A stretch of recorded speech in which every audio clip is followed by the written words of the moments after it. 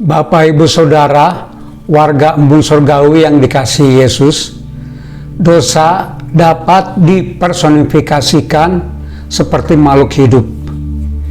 Ini menunjukkan bahwa dosa bukan hanya tindakan, tapi kekuatan yang aktif, siap menerkam. Berkaitan dengan hal itu, mari kita membahas tema dosa mengintip di depan pintu. Teksnya dari Kejadian 4 ayat 7. Apakah mukamu tidak akan berseri jika engkau berbuat baik?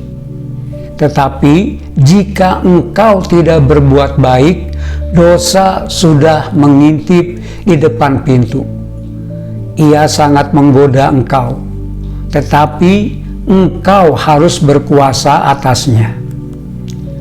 Kain baru saja mempersembahkan korban kepada Tuhan, tetapi Tuhan lebih menyukai korban Habel.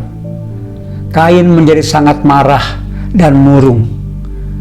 Tuhan kemudian memperingatkan Kain bahwa respons emosionalnya bisa membawanya ke dalam dosa. Itu sebabnya Allah terlebih dahulu memperingatkan Kain, memberinya kesempatan untuk bertobat sebelum dosa menguasai dan mendorongnya melakukan kekerasan. Tanya Allah kepada Kain, mengapa hatimu panas dan mukamu muram?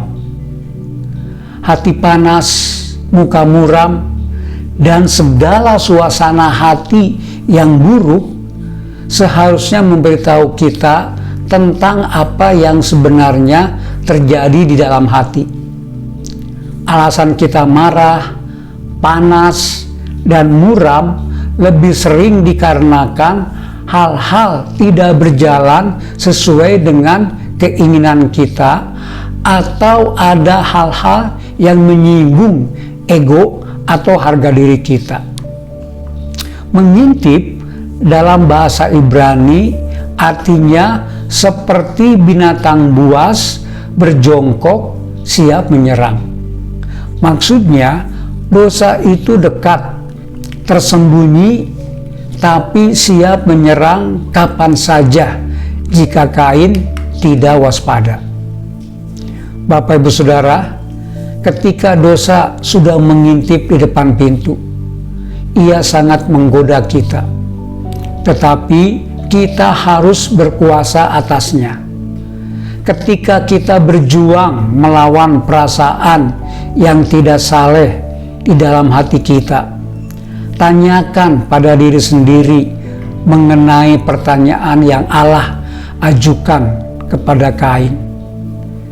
Kita mungkin justru akan menemukan betapa egoisnya diri kita, atau mungkin kita akan sadar bahwa amarah kita sebenarnya adalah kedok atas ketidaktaatan kita kepada Allah. Seharusnya sejak kita percaya kepada Kristus dan menerima kelahiran baru oleh Roh Kudus, kita sudah mati bagi dosa atau terpisah dari dosa, dan kita bersatu dengan Allah. Jadi jika kita mendapati diri kita sedang menonjolkan keinginan diri sendiri atau ego kita, segeralah bertobat, supaya kita tidak terpikat dan terseret oleh dosa. Ia sangat menggoda engkau, tetapi engkau harus berkuasa atasnya. Tuhan tidak meninggalkan Kain tanpa harapan. Dia berkata bahwa Kain bisa dan harus menguasai dosa itu. Ini menunjukkan adanya pilihan moral dan tanggung jawab pribadi. Bapak, Ibu, Saudara, apa yang sering membuat hati kita panas dan geram? Bagaimana kita menghadapi godaan dosa yang mengusik kesombongan dan keinginan diri?